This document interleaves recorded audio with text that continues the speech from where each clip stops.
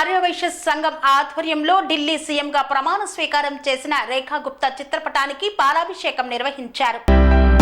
సూర్యాపేట జిల్లా కోదాడ పట్టణంలో ఉన్న రంగా థియేటర్ వద్ద ఆర్యవైశ్యుల సంఘం ఆధ్వర్యంలో ఢిల్లీ సీఎం రేఖా గుప్తాకి పాలాభిషేకం నిర్వహించారు. ఈ కార్యక్రమంలో ఆర్యవైశ్య సంఘం నాయకులు మాట్లాడుతూ ఆర్యవైశ్య ముద్దుబిడ్డ రేఖా గుప్తాను ఢిల్లీ సీఎంగా చేసినందుకు రేఖా గుప్తా చిత్రపటానికి పాలాభిషేకం నిర్వహించారు. అనంతరం బాణాసంచా కాల్చి స్వీట్లను పంచిపెట్టారు. ఆర్యవైశ్య సంఘం నాయకులు భారతదేశంలో ఎక్కడా లేని విధంగా ఆర్యవైశ్యులకు ఢిల్లీలో రాజకీయంగా అవకాశం కల్పిస్తే 10 మంది ఎమ్మెల్యేలు గెలిచారని, ఇదే క్రమంలో తెలంగాణ రాష్ట్రంలో కూడా ఆర్యవైశ్య సంఘం నాయకులకు పార్టీలకు అతీతంగా రాజకీయంగా అవకాశం కల్పిస్తే ఏ పార్టీ అయినా వారిని భారీ మెజార్టీతో గెలిపించుకుంటామని ఈ సందర్భంగా తెలిపారు.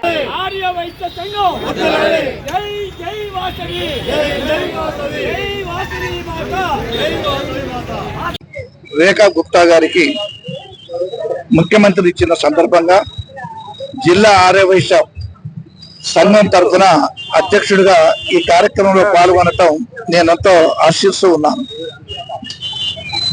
భారతదేశంలోనే ఏ రాష్ట్రంలో లేని విధంగా 10 మంది ఎమ్మెల్యేలు ఢిల్లీ రాష్ట్రంలో గెలవటం ఆర్యవైశ్య సోదరులందరికీ కూడా ఒక గర్వకారణంగా ఉందనే విషయాన్ని ఈ సందర్భంగా తెలియజేస్తూ ఉన్నాను.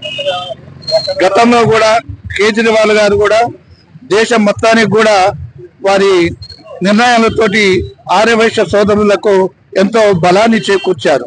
అదేవిధంగా ఇటీవల మన ఉత్తమ్ పద్మావతి రెడ్డి గారు వంగవీటి రామారావు గారికి గ్రంథాలయం చైర్మన్ గా ఇచ్చినప్పుడు ఆర్యవైశ్య సోదరులందరూ కూడా పార్టీ రహితంగా వారికి అభినందనలు తెలియజేశారు, సన్మానాలు కూడా చేయడం జరిగింది. కేవలం ఇప్పుడు కోదాడలో మున్సిపాలిటీలో ఎవరైతే ఏ వాళ్ళు పోటీ చేయాలనుకున్న ఏ పార్టీ నుంచి ఆర్యవైశ్యులు సోదరులు నిలబడ్డా జిల్లా అధ్యక్షుడిగా నా వంతు వారి గెలుపుకి కృషి చేస్తానని ఈ సందర్భంగా తెలియజేస్తూ నమస్కారం చేస్తున్నాను. భారతదేశంలోనే అతి కీలకమైన ఢిల్లీ రాష్ట్రాన్ని ఈ రోజున నరేంద్ర మోడీ గారు ఒక ఆర్యవైశ్య ముద్దుబిడ్డకి ముఖ్యమంత్రిగా ప్రకటించడం అంటే చాలా గర్వించే కారణం. ఈ రోజున ఢిల్లీలో భారతీయ జనతా పార్టీ తరఫున గెలిచిన 48 మంది ఎమ్మెల్యేలు 10 మంది ఆర్యవైశ్యులు ఈ రోజున ఎమ్మెల్యేలు గెలవడం జరిగింది.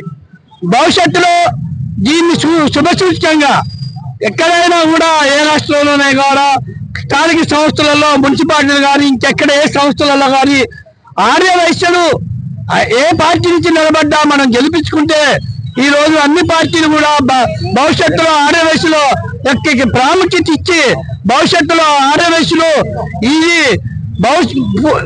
గతంలో అంటే భారతదేశం యొక్క ప్రామాణిక గతం వెనక్కి తిరిగి చూస్తే ఇది మౌర్య సామ్రాజ్యం చంద్రగుప్త మహారాజు ఈ దేశాన్ని అతి స్వర్ణ వైభవంగా పరిపాలించిన వాళ్ళు ఒక వైశ్యులే. అంటే భారతదేశ చరిత్రలో లిఖించబడ్డది ఆర్యవైశ్యుల పరిపాలనలోనే స్వర్ణయుగం అని. అంటే అట్నే ఆ విధంగానే భవిష్యత్తులో కూడా వైశ్యులు ఖచ్చితంగా ఏ పార్టీ వైపు ఉన్నా కూడా నిజాయితీగా నిక్కచ్చిగా మంచిగా పరిపాలించడానికి అవకాశాలు ఆర్యవైశ్యులకు ఎక్కువ ఉన్నాయి. కాబట్టి భవిష్యత్తులో కూడా ఆర్యవైశ్యులు రాజకీయ రంగాలలో ఎక్కువ మంది తన యొక్క పాత్ర వహించి వారు ప్రజల్ని వారికి కావాల్సిన అనేక రకాల సంబంధించిన విషయాలపై ఆర్యవైశ్య సంఘాలు కానీ ఆర్యవైశ్యులు కానీ ముందుండి ఈ సంఘాన్ని బలోపేతం చేయాలని కూడా కోరుతూ వెళ్తున్నారు. స్వామి బోధానంద గోసేవ ఆశ్రమం సైతాపూర్. జ్యోతిష్యం, వాస్తుశాస్త్రం మన పూర్వీకులు మనకిచ్చిన వరం. దుర్గాదేవి, కాలభైరవ ఉపాసనతో వాక్సిద్ధి పొందిన శ్రీ శ్రీ బోధానందగిరి స్వామివారు మీకు ఎలాంటి సమస్యలున్నా, వాటిలో ముఖ్యంగా ధన నష్టం, ఆరోగ్య నష్టం, భార్యాభర్తల మధ్య గొడవలు, ప్రేమించుకున్న వారు దూరం అవడం, ఎన్ని సంబంధాలు వచ్చినా పెళ్లి ముడి పడకపోవడం, రోడ్డు ప్రమాదాలు, అప్పుల బాధలు, వ్యవసాయంలో నష్టాలు, పెద్దల మాట పిల్లలు వినకపోవడం, ఆరోగ్య శాంతి, గృహశాంతి, మనశ్శాంతి లేకపోవడం, ఇలాంటి సమస్యలు ఉన్నట్లయితే ఒక్కసారి స్వామీజీని కలవండి. మీ సమస్యలకు తగిన పరిష్కారాన్ని పొందండి. అంతేకాక అన్ని రకాల వ్యాధులకు గోపంచకవ్య మరియు మూలికా వైద్యం చేయబడును. నమ్మకంతో రండి, ఆయురారోగ్యాలతో వర్ధిల్లండి. మా అడ్రస్ స్వామి బోధానంద గోసేవ ఆశ్రమం, సైదాపూర్, వీరభద్రస్వామి గుడి దగ్గర, యాదగిరిగుట్ట. సంప్రదించవలసిన నెంబర్ 9849213754 మరియు 9618034138.